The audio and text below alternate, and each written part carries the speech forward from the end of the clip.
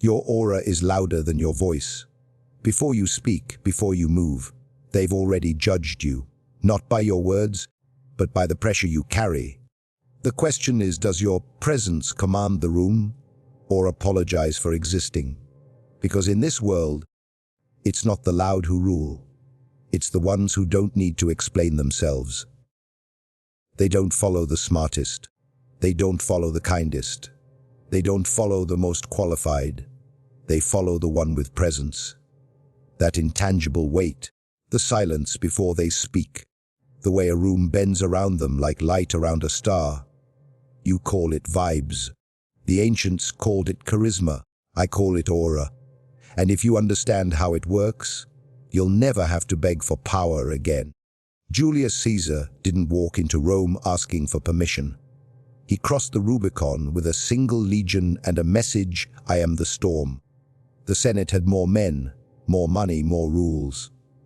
But he had something they didn't. An aura that whispered to the people, you are safer with me in charge than without me.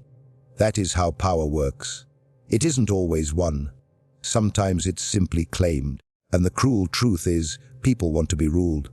Not with violence, not always with fear, but with certainty. With gravity, insecure men fight for control with words, with overcompensation with noise. But real dominance is quiet. Watch the lion. It doesn't explain itself to sheep. The aura is felt, not announced. The more you explain your worth, the more you lose it. But here's the problem. You were raised to kill your aura. You were taught to be nice, to be relatable, to dim your light so others wouldn't feel small. You were trained to shrink. And now you wonder why they don't respect you, why your ideas get ignored, why your presence doesn't echo. You thought competence would be enough. It never is. Look around. Corporate boardrooms, campaign rallies, even dating apps. They don't reward who's right. They reward who feels right. That guy who says less but walks like he owns the place. People assume he knows something they don't. They project power onto him. That's aura. And no, it's not born. It's crafted. Kessinger once said, power is the ultimate aphrodisiac. But what's power without mystique, without control over perception? Aura is power before you speak. Power without action. He understood this well. While politicians shouted into microphones, he sat quietly, made moves behind curtains, and became indispensable. He played the long game of silence and ambiguity, and the world gave him the spotlight. And still, you think explaining yourself will save you. That if you just say the right thing, they'll finally see your worth. That's not how humans work. We are drawn to what we don't fully understand. Mystery is a magnet. Confidence without explanation is the rarest form of power. Look at Napoleon. 5'0", awkward accent, poor. But when he walked into a room, generals shut up. Why? Because he didn't seek approval. He seized momentum. He crafted a legend before they ever heard him speak. He told people who he was, not with words, but with movement, strategy, silence. You don't need permission to carry an aura. You need discipline. Presence is not a personality trait. It's an act of war. And here's what they won't tell you: your aura begins with what you withhold. The less you give, the more they chase. The more you say, the more they devalue.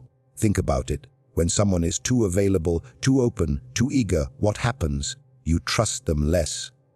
You stop listening. Because deep down, we all believe that real power doesn't chase. It attracts. But most people are starving for validation. They spill everything. Their opinions, their emotions, their past, their dreams. They unload because they think vulnerability will make them lovable. Maybe it does, for a moment. But it doesn't make you powerful. Power is in what you control, not what you confess. They don't need to know what you feel. They need to feel what you are. The cold stare that says, I know more than I say. The posture that says, I'm not here to compete, I'm the standard. Aura isn't arrogance. It's restraint. It's the art of not needing them to like you. You want respect. Stop performing. Stop chasing relevance. Learn to sit in silence and watch how they squirm. Stop trying to prove you're worth listening to. Instead, be someone they can't ignore. Your presence should answer questions before you speak. You were never meant to beg for attention. You were meant to command it. Aura is not something you put on like a suit.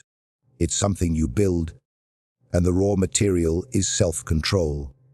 Most people can't even go an hour without checking their phone, let alone a week without explaining themselves. You think discipline is about productivity. No, discipline is about magnetism. The man who can delay gratification, who doesn't react emotionally, who watches while others flinch. That man radiates something deeper than charm. He radiates authority. And that's what you want, isn't it? Authority. Not just popularity, not applause. You want the ability to walk into a room and shift the air. You want others to defer before you speak. But how can they, if you carry yourself like a beggar for approval? You don't have to dominate every conversation. In fact, if you do, you've already lost. Caesar knew this. He let his enemies talk themselves into exposing their fears. He listened more than he spoke. But when he did speak, his words cut like a blade. That's aura. It's not in the volume, it's in the weight. In the modern world, aura is rare because attention is cheap. Everyone's performing. Everyone's trying to go viral, to be seen, to be liked.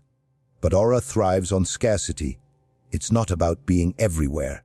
It's about being remembered. You show up less, but when you do, you shake the ground. Think of the CEO who barely speaks in meetings, but when they do, every eye locks in. Why? Because they don't waste words. They don't chase approval. Their value is assumed before they open their mouth. That's crafted. That's psychological warfare. And anyone can learn it, if you're willing to let go of the need to be understood. You've been taught that understanding equals connection, that if people get you, they'll love you. But aura doesn't rely on understanding.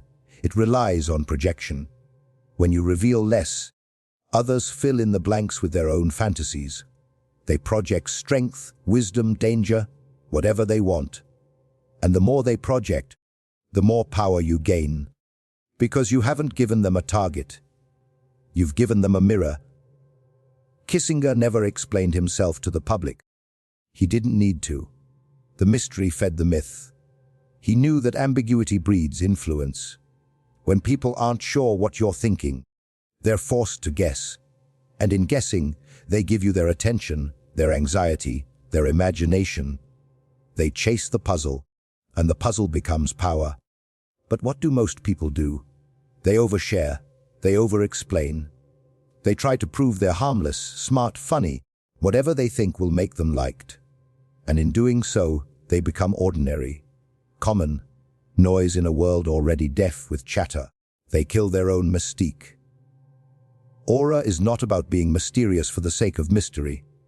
It's about wielding silence like a sword. It's about creating space around you that others are drawn into. When you speak, it should feel like a rare event, not a daily broadcast.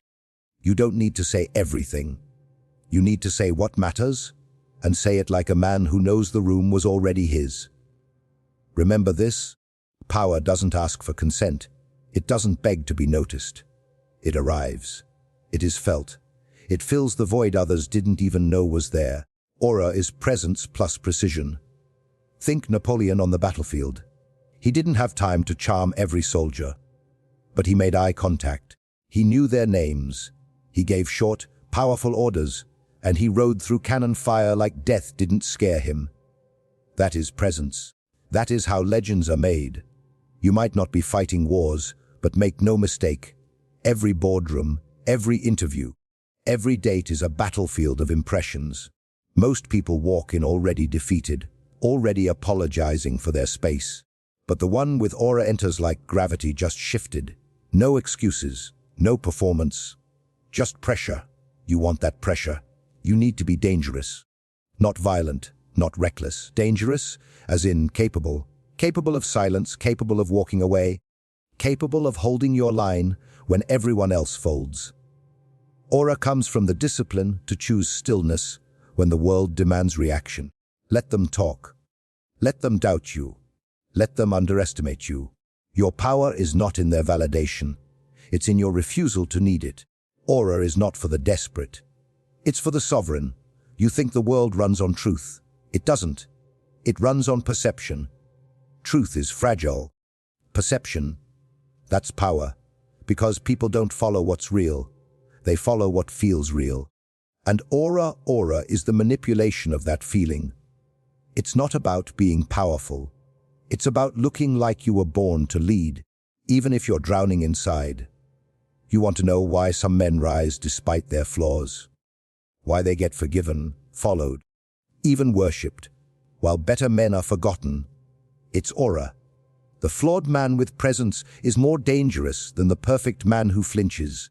They trust the one who moves with certainty, even if he's wrong.